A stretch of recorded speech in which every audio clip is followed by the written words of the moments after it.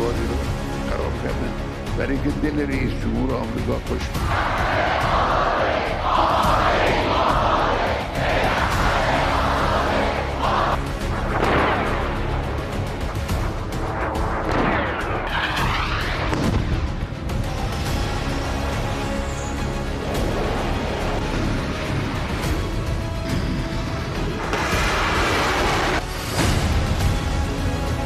दिन दहाड़े हमले को तैयार ईरान, खामनेई का तख्ता पलट करेंगे ट्रंप। دیواری رو خراب کردن برای اینکه دل رئیس جمهور آمریکا خوش ईरान के सुप्रीम लीडर 86 साल के अली खामनेई ने 18 घंटे पहले तेहरान में जो तेवर ईरान की जोशीली जनता के सामने दिखाए, उसने राष्ट्रपति ट्रंप और प्रधानमंत्री नेतन्याहू के होश उड़ाकर रख दिए। खामनेई ने एक तरफ ईरान में मारे गए हजारों प्रदर्शनकारियों की मौत के लिए जहां ट्रंप को क्रिमिनल तक कह दिया, वहीं खामनेई के सामने ही ईरानी जनता ने फारसी में ही अमेरिका इजराइल का नाश हो, काफिर पाखंडियों का नाश हो जैसे नारे लगाए। इधर खबर ये है कि ईरान को अमेरिका और इजराइल के भीषण हमलों से बचाने के लिए अब रूस और चीन ने भी एड़ी चोटी का जोर लगा दिया है। लेकिन इस पूरे बदलते घटनाक्रम की शुरुआत हम करते हैं अमेरिका के राष्ट्रपति ट्रंप और ईरान के सुप्रीम लीडर अली खामनेई के उन तेवरों से, जो चीख चीख कर कह रहे हैं कि जंग तो होकर रहेगी। جای دیگه یه مش تخریبگر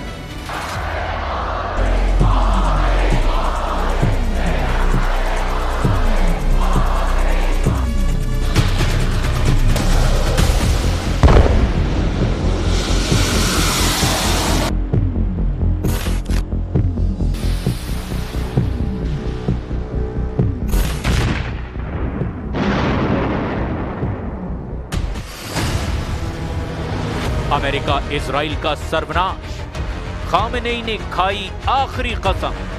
خودشون رو خراب کردن. مثلا فرض کنید فلان ساختمان دیواری رو خراب کردن برای اینکه دل رئیس جمهور آمریکا خوش بیاد.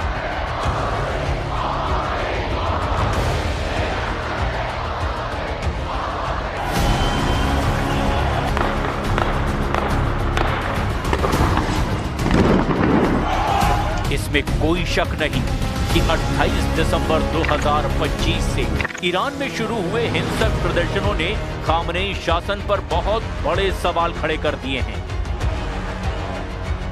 44 साल से ईरानी सत्ता और शासन का केंद्र बने अली खामनेई को भी अंदाज नहीं था कि ईरान के सभी 31 प्रांतों में 200 से ज्यादा शहरों में खामनेई शासन के खिलाफ प्रदर्शन हो सकते हैं।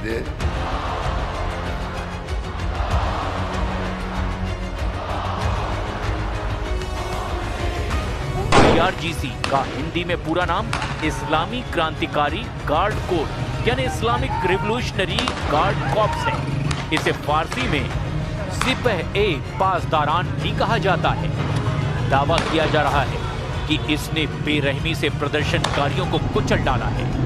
कुछ मीडिया रिपोर्ट्स का दावा है कि ईरान की IRGC के अधिकारियों ने माना है कि 5000 से ज्यादा प्रदर्शनकारी मारे गए हैं, जिसमें 50 के करीब तो सुरक्षा बल के हैं। द संडे टाइम्स की एक रिपोर्ट के मुताबिक ईरान के भीतर डॉक्टरों के एक नेटवर्क ने अनुमान लगाया कि मौतों का आंकड़ा 16,000 से 18,000 तक जा चुका है।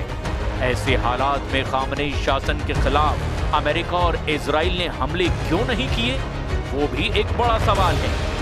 लेकिन कुछ रिपोर्ट्स में दावा किया गया कि ईरान ने अपने जंगी तेवरों से अमेरिका और इजराइल को बैकफुट पर धकेल दिया।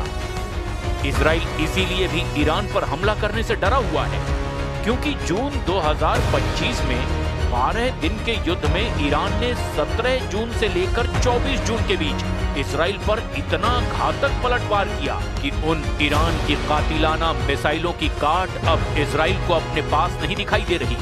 वो तो ट्रंप ने आखिरी वक्त पर ईरान पर दबाव डालकर युद्ध रुकवा दिया, वरना इजराइल की राजधानी तेल अवीव का हाल भी गाजा जैसा हो जाता। और यही वजह है कि ईरान के सुप्रीम लीडर अली खामनेई ने दहाड़ते हुए राष्ट्रपति ट्रंप पर ऐसा हमला किया कि ट्रंप भी सकपका गए। अब मजबूरी में ट्रंप भी ईरान के सुप्रीम लीडर पर तीखे हमले कर रहे हैं। जरा दो तस्वीरों के जरिए देखिए कि कैसे दोनों एक दूसरे पर अब वार पलटवार कर रहे हैं। مجرم میدانیم هم به خاطر تلفات هم به خاطر خسارات.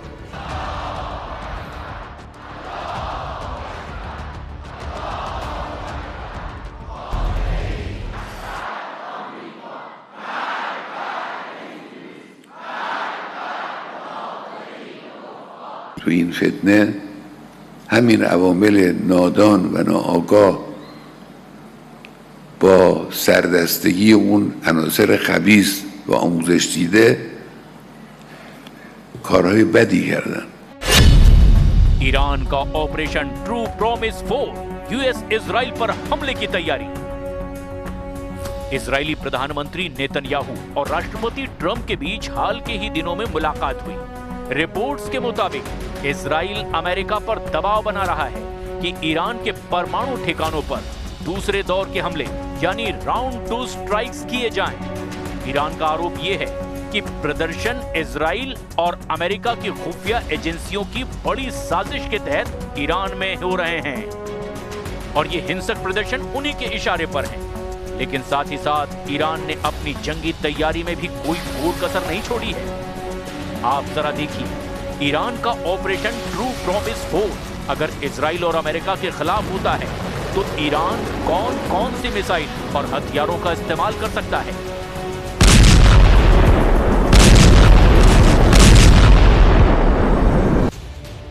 ईरान के पास मिसाइल और ड्रोन का जबरदस्त भंडार अभी भी मौजूद है।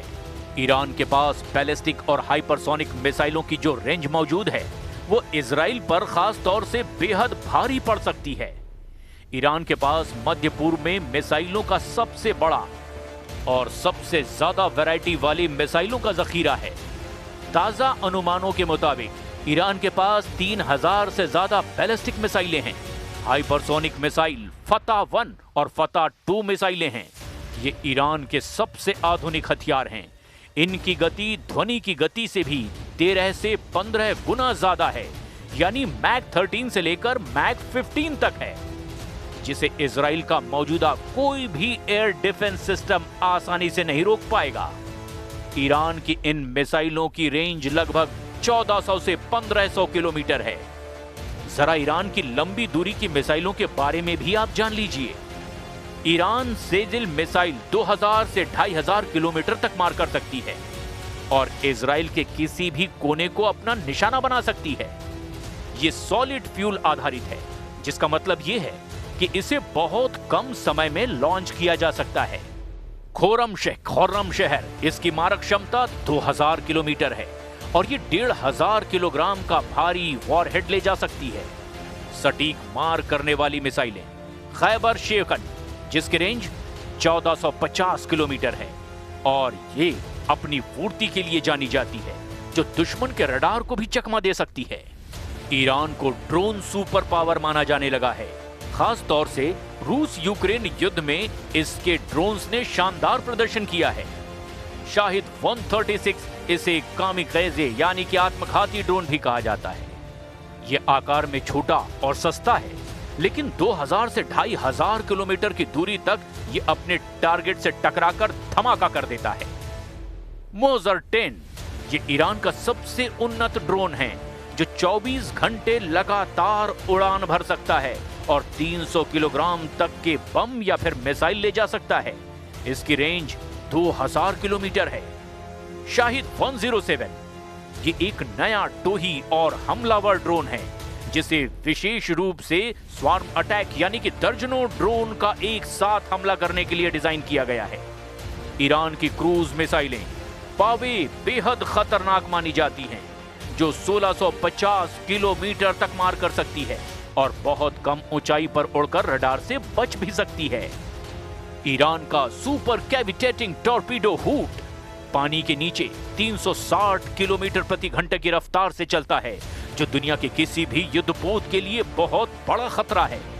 ईरान ने अपना खुद का पावर 373 विकसित किया है और दावा है कि ये रूस के S-300 से भी बेहतर है।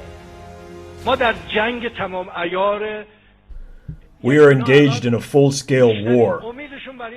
Right now, the enemy has placed most of its hopes on knocking us down through economic pressure. You cannot conquer a nation with bombs, fighter jets, or missiles. To defeat us, they would have to come and face us on the ground.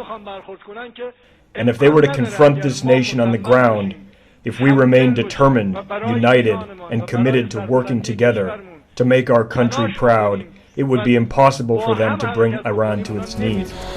अब देखना ये होगा कि अगले 24 घंटे से 48 घंटे के अंदर ईरान और अमेरिका इजराइल के हमलों से निपटने के लिए आखिर क्या-क्या करते हैं।